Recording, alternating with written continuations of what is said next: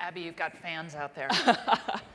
Well, I think they may have had a few sips from the Negroni fountain, Well, maybe. we know how to prep an audience, You don't guys we? are feeling good? Well, you are lucky enough to watch me get to talk to my boss's boss, but we do have in common a deep love of books. We do. So, Madeline, it has been an amazing year for books, and I want to start off by talking about some of our favorites that we've read this year. Kick us off. What was a favorite book you read this year? So, first of all, let's acknowledge that this is a highly personalized selection. Like there is no, when we were first talking about doing this, and it was like, should it be the best books? And there is no best books, really. It's like, what are the books that you love?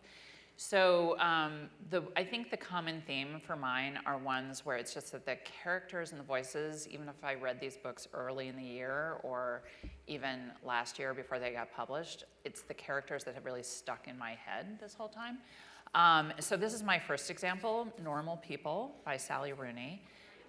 You may have heard about her, I think sometimes kind of almost dismissively described as being kind of the millennial literary star. I think that she is just full stop literary star. Yeah. And this is the story of Connor and Marianne who meet Connell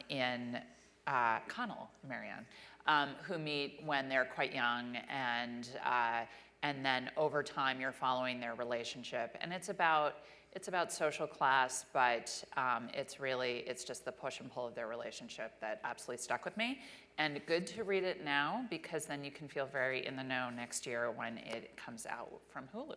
Ooh, And that's you? exciting. What do you have to say Okay, for yourself? so I absolutely loved The Nichol Boys by Colson Whitehead. Good one. This was a Read It Forward book club pick in October, and follows Elwood Curtis, who is kept on the straight and narrow by his grandmother. He's not allowed to hang out with the wrong people or listen to the wrong music. And then one thing happens, and he is sent off to this reform school, which is an absolutely terrible place to be. Yeah. And he there meets a friend, an ally, and we see the story from both Elwood's perspective and from Turner's perspective. This book is unbelievable. I still can't stop thinking about it. And Colson Whitehead has such a gorgeous writing style that even when he's writing about something so visceral and painful to read, it is still beautiful. And this one I know will continue to stay with me for a long time. So. And fun fact, Colson, when I knew him when we were in college together, was Chip. So. Oh my gosh. Which sounds much less serious than Colson, and the book is extraordinary. Yeah, Chip Whitehead just doesn't have the same ring to Colson it. I don't think. is definitely the right. Yeah. Okay, what else did you enjoy? All right, so next up is Fleischman is in Trouble. And this book reminded me of one of my absolute favorites from a couple of years ago called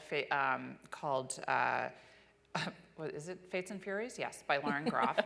Suddenly, brain freeze there. And the two books are both, I don't know what this says about me, but they are both the really kind of the marriage novels. They're stories about how can you ever, the limits of how you could really ever know somebody else, even if that person is your true love. And they play with the different perspectives. In this case, this one, Taffy Brodesser-Akner, you may have come across her as the absolutely extraordinary profile writer in the New York Times Magazine. That profile of Gwyneth Paltrow, or the other one about Bradley Cooper, or the current one about Tom Hanks. Just, I'm not necessarily a big celebrity profile reader, but her voice is just that fantastic. And this is a very New York novel, but this is a New York crowd, and so I feel safe recommending it. Yeah. And you? Well, it's so interesting that you mentioned Fleischman is in trouble, because the last time I sat on this stage, I was moderating a panel with Taffy Brodesser-Akner and the author of this book, Linda Holmes. So this is Evie Drake Starts Over. And this is such a redemptive novel about, the ways we begin our life again, even in the middle of our life. Evie Drake loses her husband. She has complex feelings about this. And she actually takes in a boarder almost. It's a professional baseball player who used to play for the Yankees and was a star pitcher until he came down with the yips and he froze. And he moves in, and so they're both having a starting over story. And it's really touching. It's set in Maine, in coastal Maine. And I just love these two characters. They're great. They're so great, and Linda Holmes' voice is just spot on. And it's fun to watch them evolve and mess up and fail and come back to each other and learn what it means to begin again. I'd love to have them over for Thanksgiving. Totally, It would yes. be so much better if they could just come over. I adored this, and bring your pinball machine, too. Yeah, totally. So this is a really fun one, and would be great to give a mom or a sister or a friend. I loved this one. All right. Okay. Next up, you want to hear from me more? I do. Okay. Because All right. I like what's coming, yeah. and I need to hear your thoughts about it. Okay. Alison Roman is my absolute food hero, and I think every employee at this point knows this, because I adore her. And what I love about her, there's something about her food that just reflects how I want to eat today. I mean, it is delicious, but and feels very contemporary, but timeless. And her recipes often are the ones that just go absolutely viral, out of the New York Times. Yes, remember those cookies that Those were everywhere? cookies are when they're so good. She has a piece in the New York Times this week about, the piece about cooking a whole Thanksgiving meal in your tiny New York kitchen. And that is just why I love her. But I'm telling you, the recipe in here, and I know it's off season, but bookmark it for the summer. The hibiscus roasted peaches is the simplest thing you could, once you figure out how to find hibiscus leaves, but put that aside. It's New York City, we can find them. It is the simplest thing possible, and your friends will actually think that you're a genius. And it almost makes you feel guilty how easy it was. How deceptively simple it is. Yeah. Wow. So that's please, seriously, do yourself a favor. Yes, and I like that it's nothing fancy, but her food can't help but feel special. Yeah. So it's both not a lot of work, but a lot of payoff. Yeah. Which I think that's what you're getting. we can all get behind. Yeah. Agreed. And you? Next up? My next book is Dani Shapiro's Inheritance. So I am a huge memoir reader. I love memoir, and Dani Shapiro is an absolute star. I would read her grocery list. I love her so much. So Inheritance is an absolutely wild story where this really falls into the category of the truth is stranger than fiction. So Dani Shapiro, for those of you who haven't heard the buzz about this, takes one of those DNA tests, and it leads her to realize a lot of different truths about her own upbringing and parentage that she never really knew before. And so this is a memoir of genetics, it's a memoir of family, it's a memoir of self-discovery. It's absolutely riveting, and I got to interview Dani for the Read It Forward podcast, and she was talking about how her friends, those closest to her, were reading this book, and they know what happens in real life, but they were still like, I couldn't stop turning the pages. I wanted to know what happens. She's like, you're friends with me. You know how it turned out. But it's an absolutely amazing story, and it's really, really special. I loved this. And so this is one that I'm pressing into the hands of anyone who will let me, because she is such a moving storyteller. and it's real life. You can hardly believe it. Yeah. Yeah. Absolutely.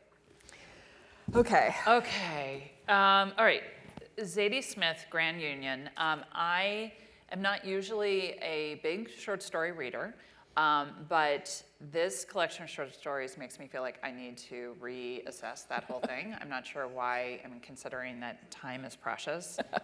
The idea that in each of these stories, each one is just this perfectly exquisite, self-contained piece of art. And each one's totally different. Another pretty New York set of settings. And some are sad or poignant or a little out there, but some are quite funny. And the one in particular that describes the first day, waiting in line for the first day of school drop-off on 6th Avenue, and she doesn't name it as such, but I know it's the drop-off for PS 41 where my kids went to school too. And her description of the other parents in line, that's what made me snort in laughter on the subway, kind of embarrassingly. So really, Zadie Smith, she truly is absolutely one of the most talented writers of her generation. And I think, as much as I love her novels, I think the short story is her true genius moment. Well, and a short story is so nice, right, for a busy person. Exactly. Because you can really just finish one on dip in and out. Yeah, right. Finish one on your commute. Yeah. Finish one before you fall asleep at night. That's my biggest problem. Yeah. Often I'll have to go back pages. What just happened in a novel? But in a short story, it's like, it's time for bed. That's good.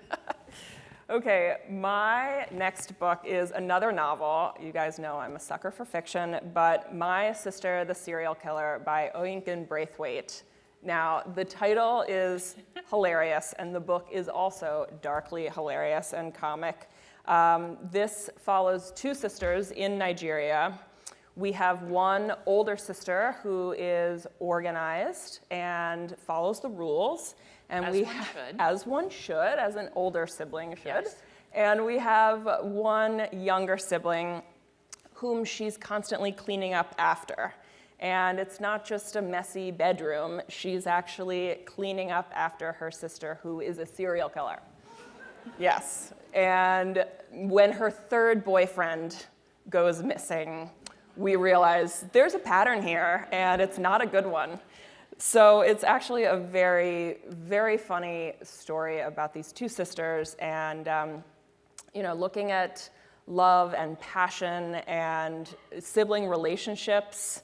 The author herself is an elder sibling, and so when I interviewed her for the Read It Forward podcast, she was talking all about how her own sibling relationships sort of informed her characters.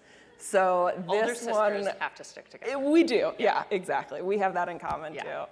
And this is such a fast read. If you're going somewhere over the holidays and just want to bring a light read that you will fly through, I highly recommend this. It is chef's kiss, so good, hilarious. Yes, despite the title, including the title. Yes. Yeah. Okay, I am finishing up with I felt like I was doing too much New York and too much fiction. So my final selection, Furious Hours, by Casey Sapp. This book is wild. This is like 3 or 4 different books in one, except that you wouldn't edit out any part of it. This is, in part, it's the story of Harper Lee in the years after To Kill a Mockingbird.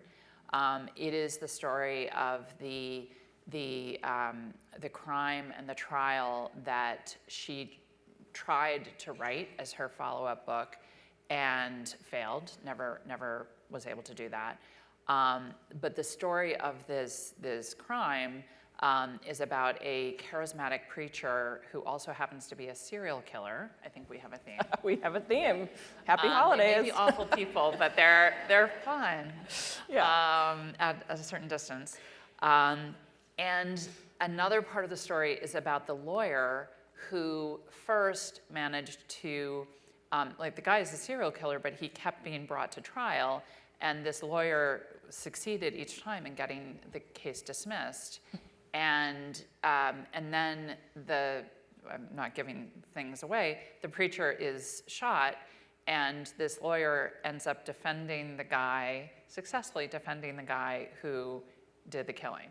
So it's just, and along the way you learn about, and believe it or not, you actually like this, you learn about the roots of the life insurance industry, about there's voodoo in there. I mean, Yeah. it is all over the place. It is Southern, it is Gothic, but it all actually really happened, and the writing is amazing. It's unbelievable to me how Casey Sapp took all of these, what might seem like disparate details, and weaved them into this unbelievable, riveting narrative. It's definitely a book that a book lover would love. Yeah, absolutely. Well, my final pick, you all may have heard about this recently, but I have just finished The Giver of Stars by Jojo Moyes. Reese Witherspoon also recently finished it. This is her latest pick for her book club. Following you. She's following me, yeah, exactly. So this book follows a young British gal who marries a man named Bennett Van Cleve and is whisked off from Britain over to Kentucky, where she begins her life as a married woman. And things are not super sweet for Alice and Bennett. Their marriage is a bit rocky. In fact, they're living with their father-in-law, which does not make for great romance. And Alice is bored to tears. And what does she do? But she joins up this new initiative called the Pack House Library. So these are women on horseback who are delivering books to the far reaches of the Kentucky mountains. And this was an actual real library initiative that happened in the 30s, started by Eleanor Roosevelt during the Depression to spread literacy and reading throughout people that couldn't get their hands on books. What a better scenario for a book, right? So this is beautiful historical fiction. I absolutely just ate this up. It is very immersive. You're transported to the mines of Kentucky, the rocky outcroppings of these mountains. And Jojo Moyes actually went to Kentucky, stayed in a cabin in Kentucky, rode horses, so she did her research, and you can definitely tell. And it's a great book about books, too. It is a great book about books, exactly. I think here's another theme. Yeah, I like that. So these were the books that we couldn't put down in 2019, but I want to move to who are you shopping for this holiday season and what to get them. Yeah. Okay. So let's see. First pick here. Whoa.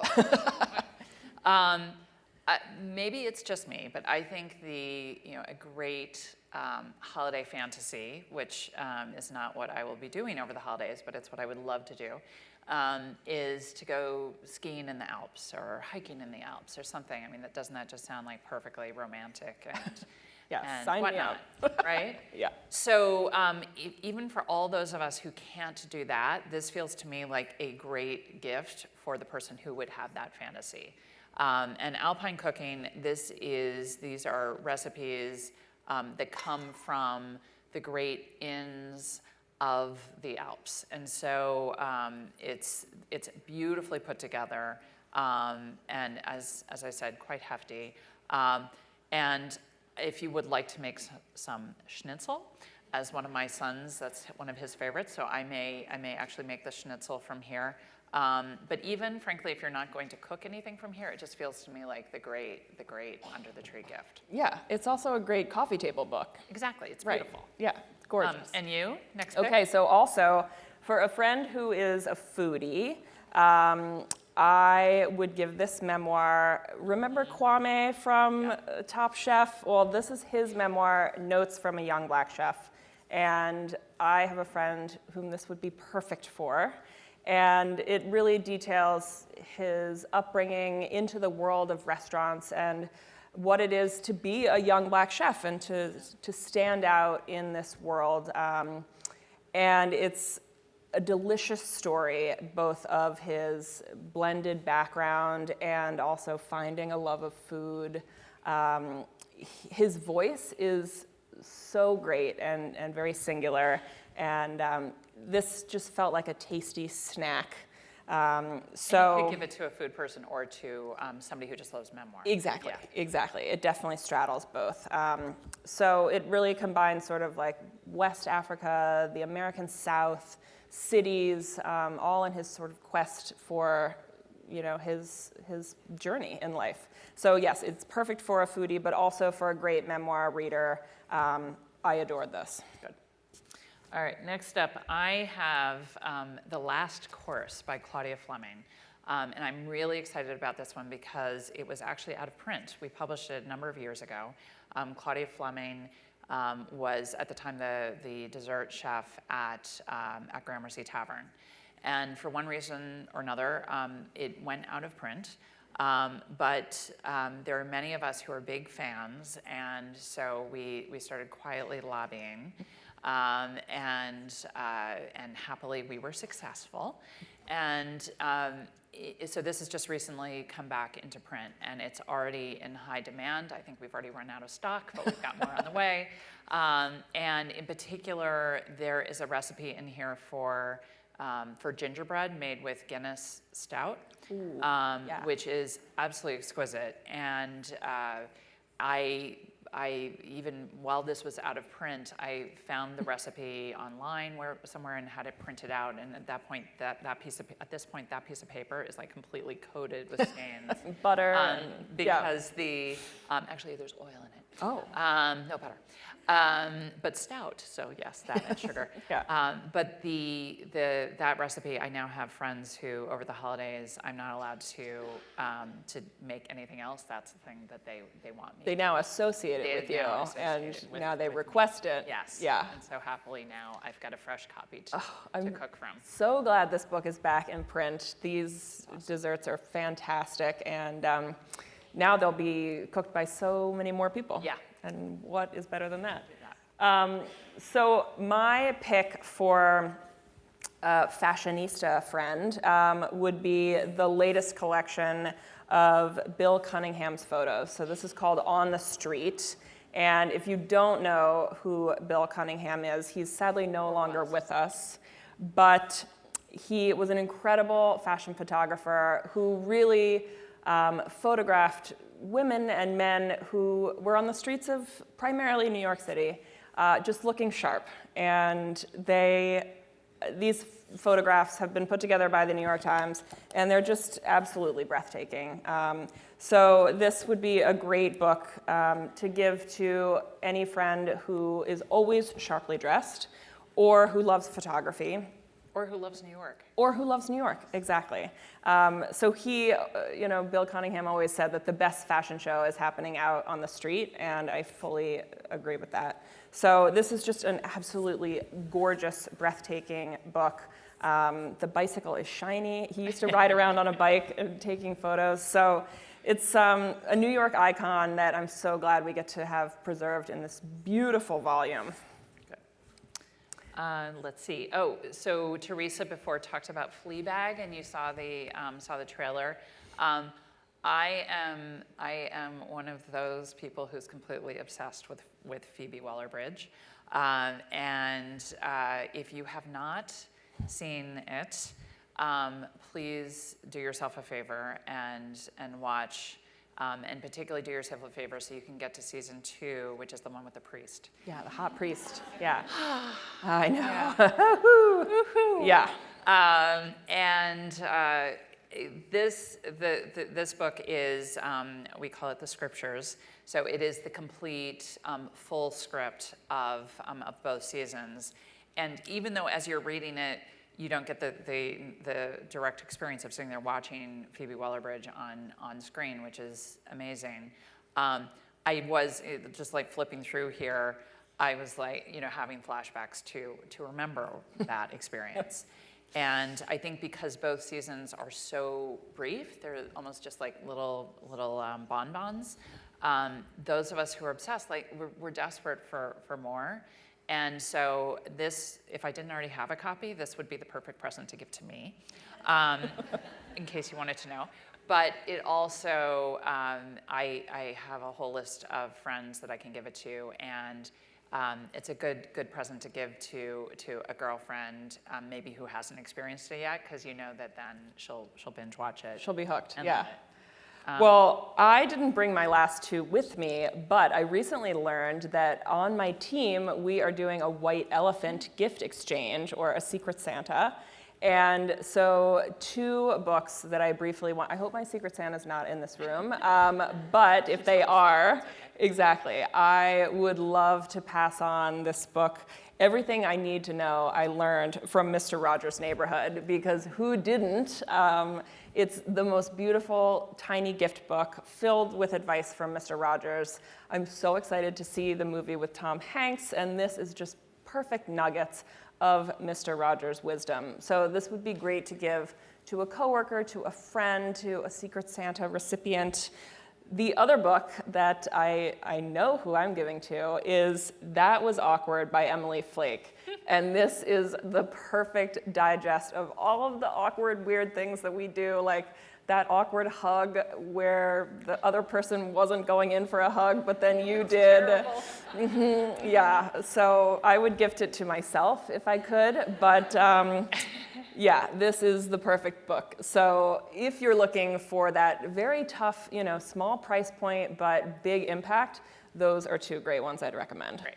Okay, so we are totally running out of time, so I'm just going to whip through these last ones, rapid fire here. Prince, you know who your Prince fan is in life, and this is the memoir that he that he did not live to write the complete memoir, but this is part scrapbook, part partial memoir, photographs, amazing. So this is the one you want.